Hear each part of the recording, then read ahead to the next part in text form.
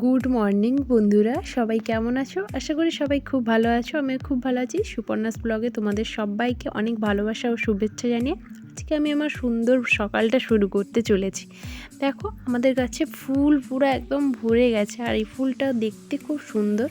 এদিকে আমি এসেছি ছাদে কাপড় শুকাতে, আর ছাদটা জানি না কালকে রাত্রে বৃষ্টি হয়েছিল হয়তো, ওই জন্য ভিজা ভিজা আছে। আর সকাল থেকে এত গুমোট গরম পড়েছে যে কী আর বলবো। আমি চলে এসেছি ছাদে, আর এসে দেখি যে পুকুরে মাছ ভাসছে। আমি তোমাদেরকে দূর থেকে দেখানোর চেষ্টা করছি, জানি না তোমরা বুঝতে পারলে কিনা। এদিকে দেখো, আকাশটা কেমন যেন মেঘলা করেছে, হয়তো বেলার দিকে একটু বৃষ্টি আসতে পারে। প্রতিদিনের মতো আজকের সকালটাও ঠিক তেমনই শুরু হয়েছে। আগে কাপড় শুকানো থেকে শুরু করে তারপর বিছানা গুছানো। দেখো, আমি বিছানাটা টিপটাপ করে গুছিয়ে নিয়েছি। জানি না এইরকম টিপটাপ কতক্ষণ থাকবে। আমার ছেলে যা বদমাশ হয়েছে, এতক্ষণ মানে থাকার কথা তো নয়। এদিকে আমি ছেলে যে খেয়েছে সকালবেলা, ওর বাসনগুলো ধুয়ে নেব। ওকে আজকে সেরালাক্স খাইয়েছি। প্রতিদিন আলাদা আলাদা খাবার খাওয়ানোর চেষ্টা করি। প্রত্যেকদিন একটি খাবার সবসময় দিই না, নতুন নতুন খাবার দেওয়ার চেষ্টা করি। সকালে আমি খেতেও বসে পড়েছি। এদিকে নিয়েছি শাক ভাজা, আর একটা নারকেলের মিষ্টি, আর মুড়ি, আর একটা কাঁচা লঙ্কা। খাওয়া দাওয়া শেষ করে আমি চলে এসেছি রান্নার কাছে। এদিকে মাছটা ধুয়ে লবণ হলুদ লাগিয়ে নিয়েছি। এদিকে পেঁয়াজও কেটে নিয়েছি। রান্নার জন্য সমস্ত কিছু জোগাড় যন্ত্র করে নিয়েছি, শুধু রান্না করার পালা। আজকে এক জায়গায় বেরোবো, ওই জন্য একটু তাড়াতাড়ি করে রান্নাবান্না করে নিয়েছি। ছেলেও ঘুম থেকে উঠে পড়েছে, ওকেও নিয়ে বসে পড়েছি রান্নার কাছে। ও একটু আমার কাছে আদু আদু খেতে এসছে, ওকে একটু আদু করে দিতে হবে। দেখো, এদিকে আমার রান্নাও হয়ে গেছে। এদিকে করেছি পটল আলু মাছের ঝোল, আর এদিকে রয়েছে কাঁকরোল পটল ঢ্যাঁড়স, এগুলো একটু ভেজে নিয়েছি।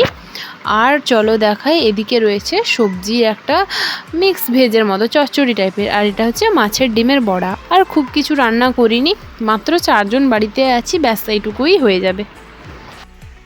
তো গাইস, রান্নাবান্না শেষ করে চলে এসেছি। তোমাদেরকে তো দেখালাম যে আজকে আমি কী কী রান্না করেছি বাড়িতে, যেহেতু কেউ নেই বলতে গেলে। কারণ যে বাড়িতে 8 থেকে 9 জন থাকে, তারপর আমার বরটর এলে বাড়িতে, বর ননদ সবাই থাকলে 10 জন হয়ে যায়। যে বাড়িতে এত লোক থাকে, আজকে মাত্র 4 জন আছে। বাড়িটা কেমন যেন খালি খালি ফাঁকা ফাঁকা লাগছে। তো আজকে আর বেশি কিছু রান্না করিনি। বাড়িতে আমার শাশুড়ি মা বাড়িতে নেই, উনি গেছেন কলকাতা ডাক্তার দেখাতে, ওই জন্য একটু বাড়িটা ফাঁকা ফাঁকা লাগছে। তো আজকে বেশি কিছু রান্না করিনি। কী কী রান্না করেছি সেটা তোমাদের সঙ্গে শেয়ার করেছি। আর আজকে আমরা বিকালে এক জায়গায় বেরোবো, বাবুকে নিয়ে যেতে হবে। তো এই জন্য তোমরা ভিডিওটা পুরোটা দেখলে দেখতেই পাবে যে কোথায় যাচ্ছি, কি করছি না করছি।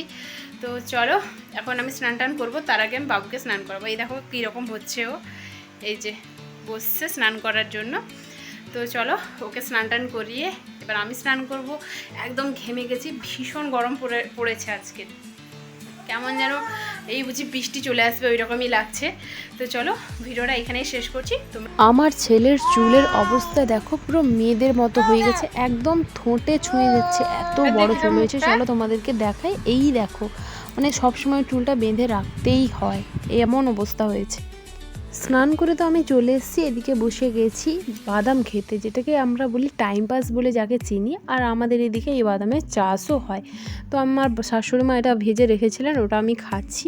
আর কিছুক্ষণ আগে আমার বড় বাড়িতে এসছে, কারণ আমরা দুজনে বাবুকে নিয়ে যাব বিকালবেলা, ওই জন্য ও বাড়িতে চলে এসছে। ওদিকে ও গেছে স্নান করতে, আর আমি এদিকে বাদামটা খেতে বসেছি। ওইদিকে বাবুও দেখি না উঠে পড়েছে, ওই জন্য আমি বারবার পিছন ফিরে দেখছি যে উঠে পড়েছে কিনা। আর এই বাদামটা খেতে আমার এত ভালো লাগে যে সারাদিন আমাকে এই বাদামটা খেতে বললে আমি খেতেই থাকবো। কি জাদা বলে যাচ্ছি আমি। চলো এখন নিচে যাওয়া যাক, ভাত টাত খেয়ে আবার তোমাদের সাথে বেরোনোর সময় আবার কথা বলছি। চলো, আজকে অনেক তাড়াতাড়ি করে খাওয়া দাওয়া করে নিয়েছি। এদিকে আমিও রেডি হয়ে নিয়েছি। আমার বাবু আমি কোথাও গেলে এত বদমাইশি করে, ও মানে বললে বোঝানোর মতো না। এদিকে আমি রেডি হয়েছি, আর চিরুনিটা নিয়ে আমার ওড়নার মধ্যে ঢুকিয়ে দিয়েছে, যেটা আমি আর খুলতে পারছিলাম না। ওই জন্য ওকে একটু বকেছি, ও রেগে গেছে। মানে এত ছোট বাচ্চা সবসময় খালি রাগ করে, ওই জন্য একটু হাসানোর চেষ্টা করছি। যাওয়ার আগে ওকে একটু জল টল খাইয়ে এনেছি, কারণ গাড়িতে বসলে তো জল খেতে পারে না। খাওয়া দাওয়ার পর একটু রেস্টের দরকার ছিল। সারাদিন এত তাড়াহুড়ো করে কাজ করছি, তারপর খাওয়ার পরও হুটোপাটা করে একদম বেরিয়ে যেতে হচ্ছে, কারণ গাড়ি চলে আসার সময় হয়ে গেছে। ওই জন্য আমরা আগে চলে এসেছি। আমি নিচে আসতে না আসতেই দেখি যে গাড়ি এসে দাঁড়িয়ে আছেন। প্রত্যেকবার যে দাদার গাড়িতে যাই ওই দাদার গাড়িতেই যাচ্ছি। এদিকে বর চলে যাচ্ছে আগে। এই দেখো, এই সেই দাদা যার গাড়িতে আমি প্রতিবার যাই, আর এবারেও যাব। এত রোদ করেছে, প্রচুর গরম লাগছে। এদিকে আমরা গাড়িতেও বসে পড়েছি। আমার বাবুর খুব ঘুম, চোখ জুড়ে আসছে ওর।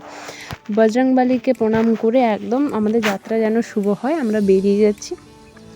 আমি কোথাও গেলে আগে বজরংবলীকে প্রণাম করেই যাই। যদি আমি শ্বশুরবাড়ির দিক দিয়ে যাই তাহলে আগে বজরংবলীকে প্রণাম করেই যাই।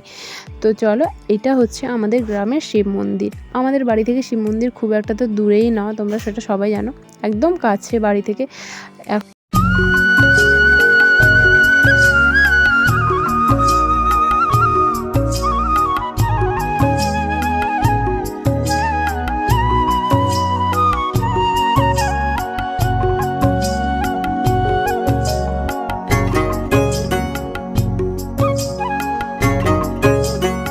আমাদের ডাক্তারের কাছে পৌঁছানোর টাইম ছিল 3টা, আর এখন আমরা আছি কুদিতে যেতে যেতেই 2টা অলরেডি 50 হয়ে গেছে।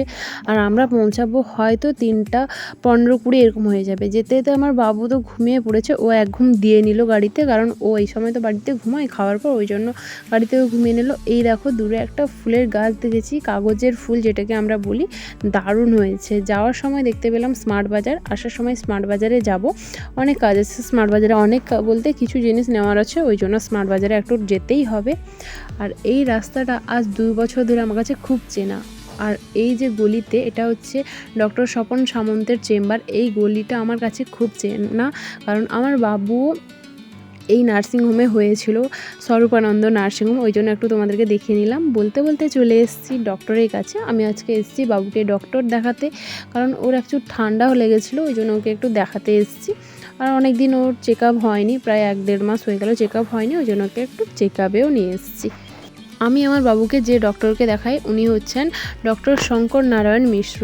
ডাক্তারের নাম তোমরা অনেকেই চেনো, কারণ ডাক্তার ফেসবুকে খুব জনপ্রিয় ডাক্তার একজন, ওনাকেই দেখাতে এসেছি। চলো, এদিকে বাবুকে ওর পাপা ওজন করাচ্ছে, কত হয়েছে ওয়েট ওর, ওই জন্য ওকে একটু ওজন করাচ্ছে। চলো এখন ডাক্তারকে দেখাবো তোমাদেরকে, হালকা করে একটু ক্যামেরা করব, জানি না তোমরা বুঝতে পারবে বা চিনতে পারবে কিনা। এই দেখো ডাক্তারবাবুকে দেখা যাচ্ছে, হালকা করে একটু ক্যামেরা করেছে। আমাদের ডাক্তার দেখানো হয়ে গেছে। এদিকে ওর বাবা এসছে একটু ওষুধ নিতে, আর যেসব সেরালাক্স আরও আছে ওইগুলো নিতে এসছে। ওর পাপা ওইদিকে নিতে থাকুক, আর আমি বাবুকে এদিকে খাওয়াতে বসে পড়েছি, কারণ ওর খিদে পেয়ে গেছে। ওকে একটা বিস্কিট খাইয়ে নিব, ও খায় ডাইজেস্টিভ বিস্কিটগুলো, ওদিকে ওকে খাইয়েও নিব, কারণ ও বসেছে, ওর খিদে পেয়ে গেছে। আমি ওর চোখ মুখ দেখে বুঝতে পারছি, আর ও একটু কান্নাও করছিল। বেলা থাকতেই আমাদের ডক্টর দেখানো কমপ্লিট হয়ে গেছে, ওই জন্য তাড়াতাড়ি করে চলে এসেছি স্মার্ট বাজারে। কিছু জিনিস নেওয়ার ছিল, আর ওইগুলো এই স্মার্ট বাজারেই পাওয়া যায়, যেগুলো আমার প্রয়োজন ওইগুলো স্মার্ট বাজারে পাওয়া যায় আর কি, ওই জন্য নিতে এসেছি। আর যেহেতু বেলা আছে তাড়াতাড়ি করে হয়ে যাবে। চলো এখন ভিতরে যাওয়া যাক। ভিতরে তো এসে দেখি যে অনেক কিছু, আর আগেই ঘুরে ঘুরে দেখছি যে কী কী জিনিস আছে না আছে, তারপর তো নেব। এদিকে আমরা উপরেও যাচ্ছি যে উপরে কী কী আছে। আর আমার ইচ্ছে ছিল বাবুর জন্য একটা গাড়ি নেওয়ার, আর গাড়ি নিয়ে ভাবলাম যে ও তো এখন খেলে না, আমার খেলতে তো পারে না গাড়ি নিয়ে। গাড়ি এখনও ওর অলরেডি 2-3টা পড়ে আছে, ওগুলো খেলে না। আর এই যে গাড়িটা আমি হাতে নিয়েছি ওই গাড়িটা আমার খুব পছন্দ হয়েছিল, কিন্তু নিয়ে নিই, কারণ দামটাও খুব বেশি ছিল না, মাত্র 250 টাকা মতন ছিল। তো গাড়িটা খুব ভালো লেগেছিলো। এই দেখো কাজ হয়ে যাওয়ার পর বাড়ির দিকে আমরা রওনা দিয়েছি। এদিকে অন্ধকারও হয়ে গেছে, মানে হালকা সন্ধ্যা হয়ে এসছে। চলো একদম বাড়িতে গিয়ে কথা হচ্ছে। এখন তো আমরা পৌঁছে গেছি আমাদের গ্রামে, আর আমাদের গ্রামের ভোলে বাবার মন্দির দেখে বুঝতেই পারছো যে এখন আমি কোথায় আছি, সেটা আমাকে আর বলতে লাগে না। তো এখন আমাদের গাড়ির ড্রাইভার দাদার কিছু কাজ ছিল বলে আমাদেরকে একটু বাজারে দাঁড় করিয়েছে, তারপর আবার আমাদেরকে নিয়ে যাবে। তো দাঁড়িয়েছি একটু। তো আমরা এইমাত্র বাড়িতে পৌঁছেছি, আর এখন অনেকটাই সন্ধ্যা হয়ে গেছে, মানে 7টা মতো হয়েছে। আর এদিকে আমার ননদ ও আসছে আমাদেরকে গেটটা খুলতে, কারণ ও গেটটা লাগিয়ে দিয়েছিলো। দিদার সাথে একটু দেখা করে নিলাম এসে, দিদা খুব চিন্তায় ছিল আমরা বাড়ির বাইরে বেরিয়েছি বলে। দিদা এদিকে পড়ছে, মানে প্রত্যেক দিন দিদাকে পড়তে লাগবেই, আর এখনও পড়ে, মহাভারত ভাগবত বই সব কিছুই পড়ে। তো চলো আজকের মতো ভিডিওটা এই পর্যন্তই।